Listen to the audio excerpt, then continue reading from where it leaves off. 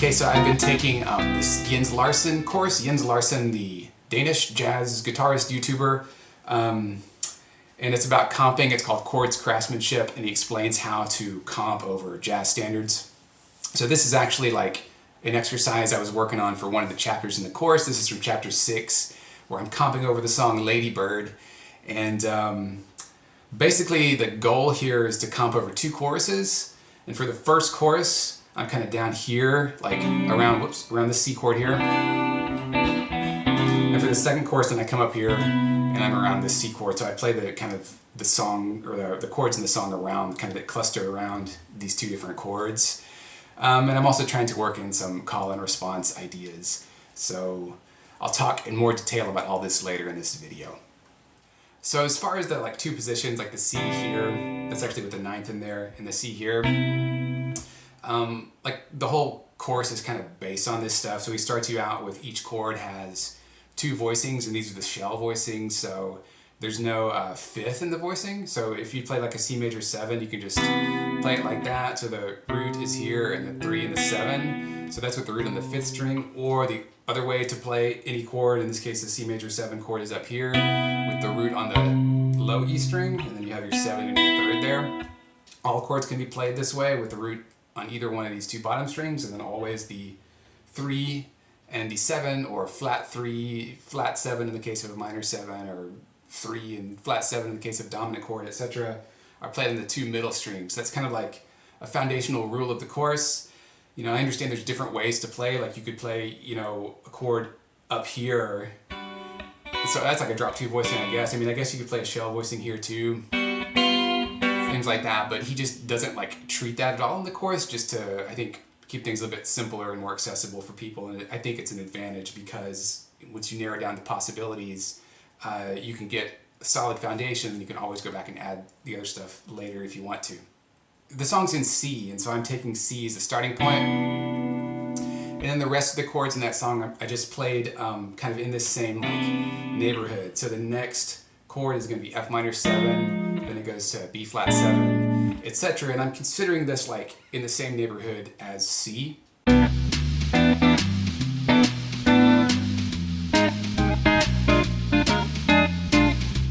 This is actually kind of an arbitrary decision.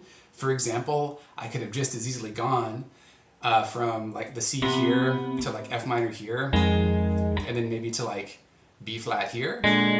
Problem with this B flat though is there's an open string D here, and I'm trying to avoid the open strings. I could have gone C to F minor 7 here, to B flat 7 here, and that's fine, no problem. But I just arbitrarily chose to play it like this, just because, you know, and I think for me anyway, it was super important to kind of map out where I was going to play each chord before trying to improvise over it, because in earlier, I guess, practice sessions and earlier attempts, I tried to just choose where I was going to play each chord kind of on the spot as the song was playing, and I would really easily get tripped up. So maybe it's just somebody at my level, I'm kind of beginner at this. It makes sense for me anyway to just you know, decide arbitrarily in advance where I'm going to play each chord, and then I'm free to decide what I'm going to do once I get to that chord when I'm actually playing in the song. Just the shell voicings themselves, I thought was super valuable, because I remember when I started first learning jazz chords, it was this was back when I was in high school, so, you know, a bit of a while ago. But for example, I was taught a C major 7 chord to voice it like this, like a 6-string voicing, and then so if you're playing a 2/5 a D minor, I think it would be like this, and then the G7 would be here, and then the C back to here. I'm struggling to kind of remember, but it's just really chunky, having to move those shapes. It's kind of insane. I'm not sure. I know what my teacher was thinking was that oh, this for example C major 7 is really close to just the C the block chord that everybody knows based on the E major chord. You just have to change one note the C down to the B and kind of finger it a little bit differently. So given that it was so close to something I already knew, that was the advantage of it. But when you're actually playing the songs, having to move through those is crazy. So the shell voicings was such a like game changer, I think, because it's really easy to get around with them, and you can just read the chart basically and just play it almost instantly with very little practice. So like, yeah, like that was a big advantage of this course, just that. But then beyond just being able to play like the chords in the chart, the cool thing about this chapter 6 that I was working on is Jens explains how to add melody notes to the top of the chord. So for example, like with C, it's here, but then he says like, well, don't even worry about playing the root note, just play these two, you know, the 3rd and the 7th there. And then because you don't have to worry about this, because the bass player is going to take care of it, if you're playing it over a track or with somebody, your other fingers are free, and your mind is more free to think about the other notes you can play on the top 2 strings.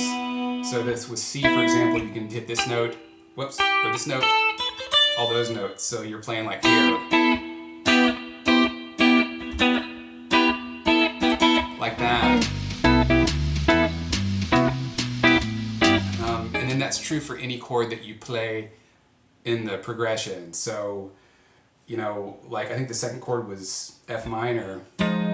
So like rootless shell is like that. And then you can hit all these notes. Right? And then like the, I guess B flat 7. Whoops, you're good.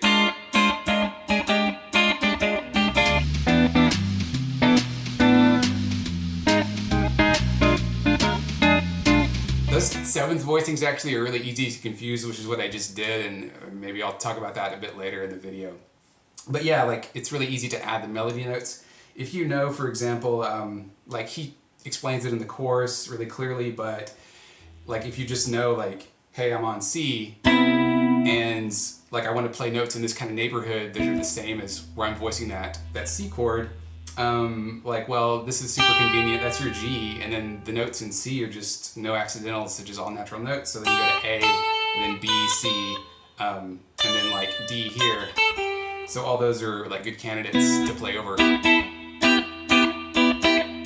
like that C major shell voicing. And the same is true for like the minor. If you're in D, like you'd say like, oh, off this A, I can go then to like C. Like he actually says like don't play B, don't play the 6 on minor, like when it's like a 2 of a 2-5-1. So I don't play that one. But then also like all those notes here, like just from that basic like kind of like Aeolian position off the A, because that's the 6 of your C major scale, but just leave out the B. And the same notes too when you transfer to the G7. And then back to C. So like,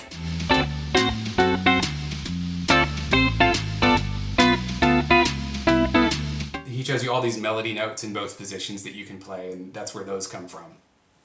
So that was like my basic approach to the chords themselves, and like where to play them, and then like the melody notes on top, which notes were available that I could play. Then after that, like once I knew, you know, where I was going to play stuff and the individual notes I could play in that position, then it was like I needed to worry about rhythm and playing interesting things, and this is where the call and response comes in. So like in the course, Jens suggests getting started with playing like a simple call, so like, and then just kind of improvising a response, and then trying it again, like, and then what do you hear? And then like, just kind of whatever, just coming up with different ideas just to build vocabulary. And I was, yeah, just kind of working with this over kind of, I guess, each chord individually. And that C was in, that's across like 2 bars, and I think that happens at least once in the song, if not more than once, where you have like a C major over 2 bars. There's also like an A flat major over 2 bars. So you can do call and response on just 1 chord in that case, but then if you're working with, you know, 1 chord per bar, then you're going to have to do call over 1 chord and response over the next one, kind of a thing. So like the F minor, or like if he does that Charleston thing where he's like, so you might come up with stuff like that. That's kind of what I was doing. And once I got a little bit more comfortable, then I could kind of extend that to like a 4-bar period, as they think they call it. Maybe the biggest challenge for me when I was doing this like, well, there was two. One of them was just like visualizing the shapes. So I guess the next layer to think about is Jens encourages people to use stepwise movement when they're doing the melody across the chords. So like when you change chords, you want to keep like the melody note maybe like a whole step or a half step away from the one you ended on in the previous chord. So for example, like when you're starting out this song in C, let's say you're here, okay, and we're right here on this E, and then I'm supposed to go to the F minor, and like it took me a while to visualize just like what does the F minor shape look like, and then in that shape what note is available. So eventually I'm like, okay, I'll go one half step higher to get to this F here. And then in the context of that F minor shell voicing, it's that one. And then, because I know the notes I can play over this shape, I can be, you know. And then I have to go to like B7, B flat 7, sorry. And so maybe I'm on this one here right now. So then I know I'll have to play like this. And then like maybe I'm here, and I'm going back to the C, so then I can kind of shift it back down to here.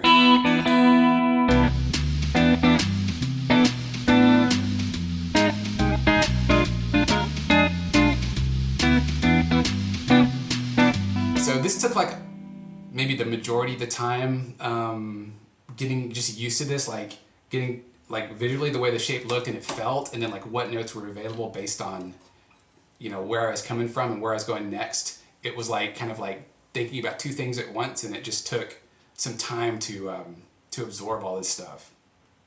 The other thing that was pretty challenging that I had to practice a lot was kind of when I had to jump positions. So for example, at the end of chorus 1, leading into chorus 2, when I'm changing from like playing down here to playing up here,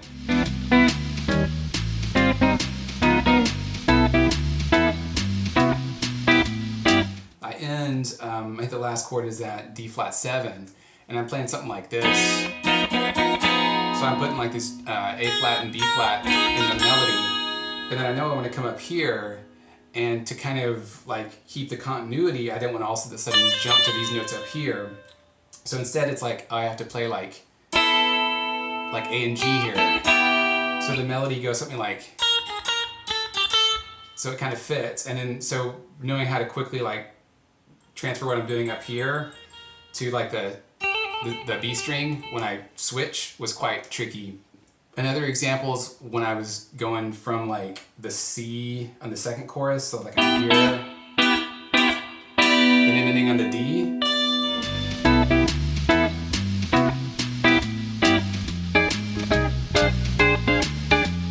So that when I play the F minor, I can pick it up here, going up to the E flat.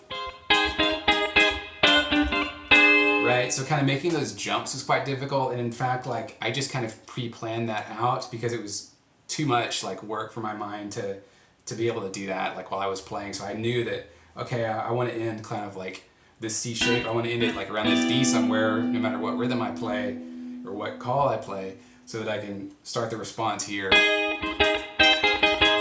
and then keep going from there. Yeah, so it was actually pretty challenging to get through it. Kind of these two difficult things I mentioned before, like even working with that or even being aware of that, I still had to practice quite a bit. And one thing that I did was I just said, I went down to like 40 BPM on the metronome. It's my main tactic for practicing this. I went down to like 40 on beats 2 and 4, so like super slow, like a tempo that would be like 80, which I guess nobody plays jazz that slow ever, which is fine, because I was just learning. And then like whenever I got to a part, and I was doing call and response and everything, and I kind of had planned out where I was going to play. And then when I got to, you know, the improvising came in with the calls and responses I would come up with, which I had kind of practiced kind of independently, but I never wrote anything down or anything.